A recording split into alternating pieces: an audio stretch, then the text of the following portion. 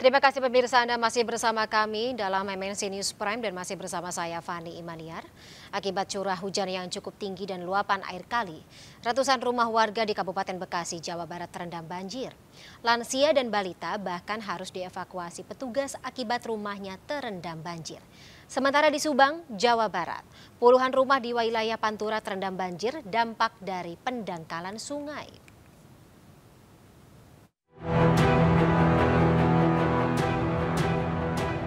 Ratusan rumah warga di Kampung Kaliulu, Desa Tanjung Sari, Kabupaten Bekasi, Jawa Barat terendam banjir dengan ketinggian mencapai 1,5 meter.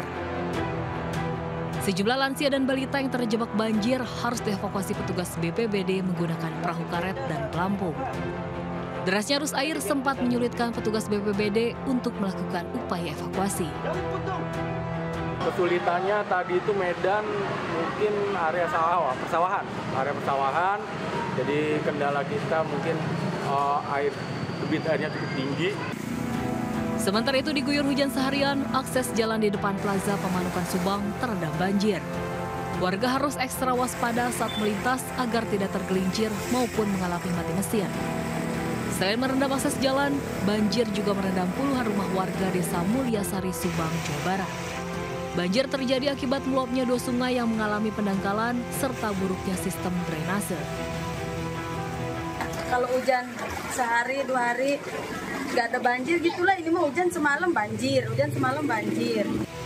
Warga berharap pemerintah daerah turun tangan agar banjir tak menjadi permasalahan menahun yang terjadi tiap musim penghujan tiba. Dari Subang, Jawa Barat, Yudi Heriawan Juanda, iNews melaporkan. Ya pemirsa, seminggu terakhir beberapa daerah di Indonesia mengalami cuaca ekstrim. Tidak hanya itu, BMKG pun mengeluarkan peringatan siaga di beberapa provinsi. Untuk mengetahui potensi cuaca ekstrim dan daerah mana saja yang harus waspada, kita sudah terhubung dengan Pak Guswanto selaku Deputi Bidang Meteorologi BMKG. Selamat malam Pak Guswanto. Selamat malam Mbak Fani. Baik, Pak Guswanto, cuaca beberapa hari ke belakang ini setiap malam hujannya cukup bisa dibilang badai malah ya, khusus untuk wilayah Jabodetabek sendiri. Ini penyebabnya apa ya Pak? Siklon apa? Baik Mbak Fani, jadi kalau kita melihat sebenarnya ada beberapa penyebab. Tapi yang pertama kita lihat bahwa monsun Asia saat ini menunjukkan aktivitas yang cukup signifikan. Ini kalau kita lihat berdasarkan indeks change atau cross equatorial northerly surge-nya atau arus lintas ekuator. Nah, adanya seruakan dingin ini serta ini dapat berdampak langsung pada peningkatan curah hujan di wilayah Indonesia, terutama di wilayah Indonesia bagian barat termasuk Jabodetabek. Kemudian di samping itu kita juga mendeteksi adanya sirkulasi siklonik di sebelah barat daya Lampung ya, juga mendukung terbentuknya massa udara atau konvergensi di sepanjang pesisir barat Sumatera, Pulau Jawa, sehingga ini terpengaruh juga di dalam peningkatan curah hujan di wilayah Jabodetabek. Kemudian kalau kita merujuk pada perakiraan cuaca berbasis dampak untuk tanggal 28 sampai 1 Maret besok, ini kita lihat Jawa Barat itu siaga, Jawa Tengah siaga, Jawa Timur siaga, Banten siaga, Nusa Tenggara Timur siaga, Kalimantan Barat siaga. Sedangkan ada beberapa wilayah lainnya seperti DKI Jakarta sudah menurun menjadi waspada ya, karena kemarin dia siaga. Jogja juga waspada, Riau, Jambi, Sumatera Selatan, kemudian Lampung dan beberapa wilayah di Sulawesi dan Papua Barat. Nah, hal ini kita juga harus melihat perkembangannya. Sepertinya kita lihat wilayah Jawa Barat, siaganya di mana Jawa Barat? Untuk tanggal 28 Februari ini sampai besok pagi jam 7, itu yang kita lihat siaga saat ini bergeser, tidak lagi di Kerawang, tapi di Sukabumi. Sedangkan yang selebihnya itu ada posisi waspada. Kita lihat di Cianjur, Kota Bogor, Majalengka, Tasikmalaya, Bekasi, Cirebon, ini masih posisi waspada, artinya curah hujannya bisa juga menimbulkan genangan. Kira-kira itu Fani yang bisa kita gambarkan. Nah, Pak Guswanto, kalau dalam katakanlah level siaga begitu, pemerintah daerah ini harus mengeluarkan kebijakan seperti apa untuk para warganya atau juga beberapa infrastruktur pendukung yang ada di wilayah tersebut? Baik, kalau kita melihat dari level siaga, di sini kita bisa yang harus dilakukan antara lain, misalkan kita harus berhati-hati bila beraktivitas di luar rumah. Barangkali nanti ada banjir dan ada genangan, itu kita ini. Kemudian juga kita mencari informasi ya, artinya apakah waspada ini harus meningkat atau tidak gitu. Kemudian yang kedua berkoordinasi dengan pihak terkait ya, artinya bahwa apakah saluran drainase dan lain sebagainya cukup menampung air yang paling tidak Mbak Fani, artinya kita melakukan mitigasi dini lah, artinya pohon-pohon yang di sekitar rumah kita yang udah lapuk kita tebang. Kemudian drainase yang mengelilingi rumah kita juga kita lihat apakah kita juga barangkali persiapan bahan pangan dan lain sebagainya. Apabila terjadi peningkatan dari waspada menjadi siaga, kita sudah aman bisa tinggal di rumah dengan baik. Itu kira-kira. Oke. Tapi Jabodetabek dari level waspada sekarang masih ada potensi untuk kembali menjadi siagakah di beberapa waktu ke depan, Pak Guswanto? Ya.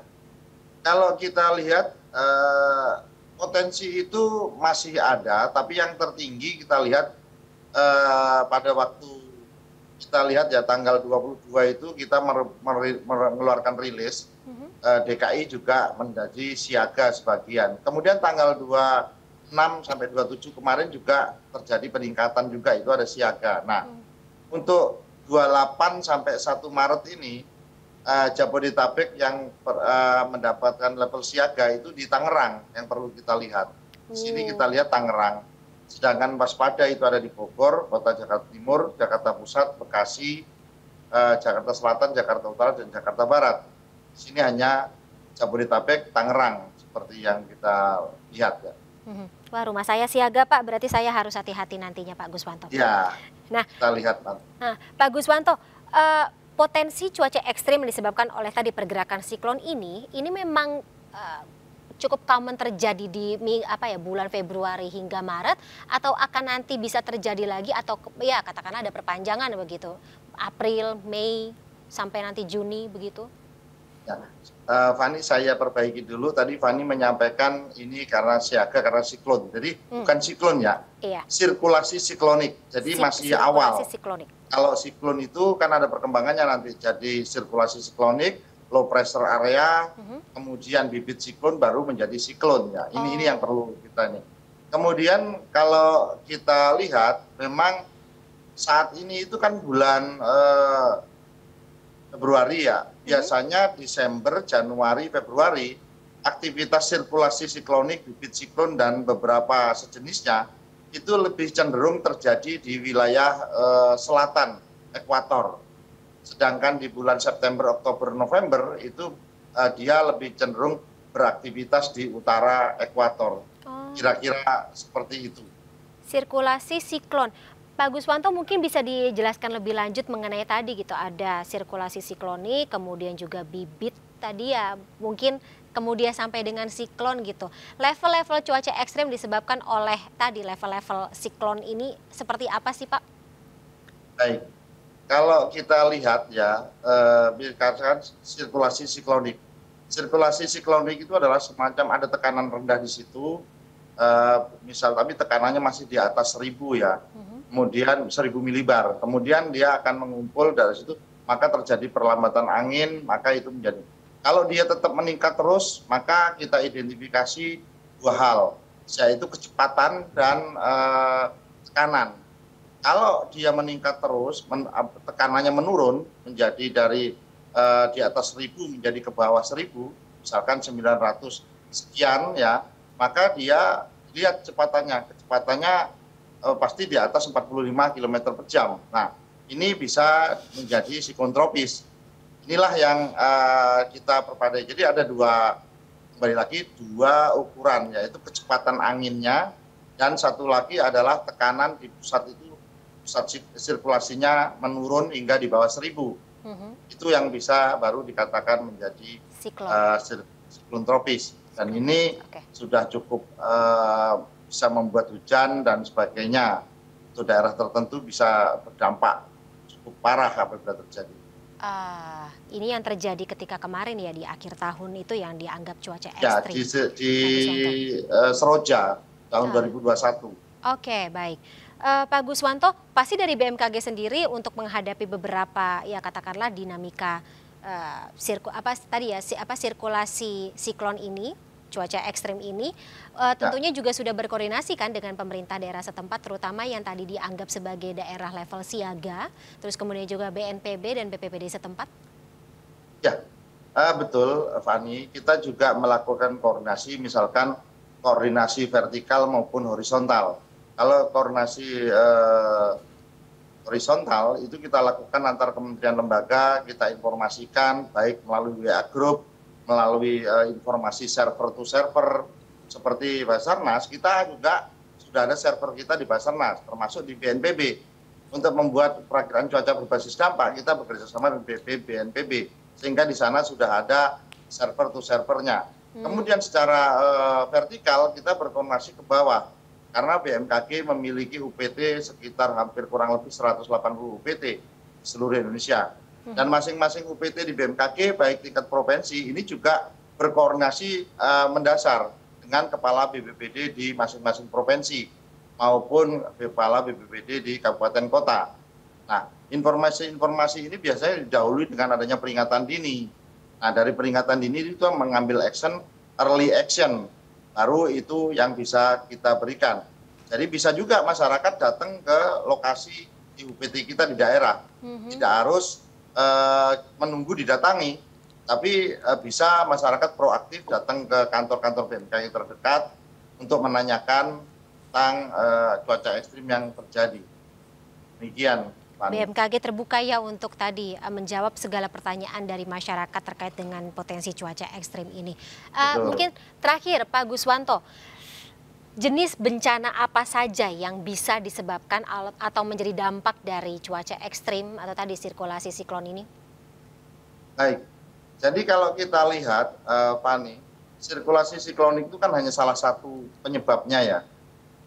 Karena dinamika atmosfer, ada yang namanya konvergensi, konfluensi, kemudian ada juga monsun dan lain sebagainya, ada juga dinamika atmosfer, MCU dan lain sebagainya.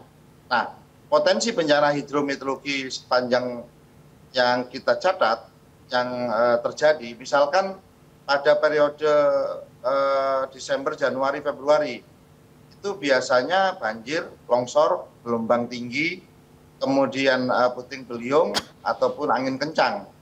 Ini tergolong bencana hidrometeorologi basah. Ada bencana hidrometeorologi kering biasanya terjadi di bulan-bulan kemarau, misalkan kekeringan, karhutla, gelombang tinggi, ada juga terjadi angin kencang. Tsunami? Itu terbagi dua. Jadi sebenarnya Indonesia ini sepanjang tahun selalu terjadi bencana hidrometeorologi basah dan kering. Tapi jangan sampai jadi tsunami ya Pak ya? Oh, tsunami itu karena gempa. Baik-baik, ya. Nggak boleh diketawain karena ini bencana alam. Baik, Pak Guswanto, terima kasih atas waktunya, atas informasinya yang sangat komprehensif, dan semoga ini bisa menjadi semacam apa ya, lagi-lagi pertimbangan untuk warga untuk beraktivitas dalam tadi dinamika cuaca cuaca ekstrem ini. Siapa tahu mungkin dari beberapa dari kita yang levelnya siaga mungkin bisa WFH, alih-alih WFO ya Pak ya. Betul Fani, yang penting adalah early action daripada peringatan ini. Baik, mitigasi yang penting. Baik, terima kasih Pak Guswanto atas informasinya selaku Deputi Bidang Meteorologi BMKG. Sampai jumpa Bapak, terima kasih sekali lagi, selamat malam. Terima kasih Fani, selamat malam. Pemirsa, atas alasan keamanan Richard Eliezer dikembalikan ke Rutan Barreskrim Polri. Tetaplah bersama kami di MNC News Prime.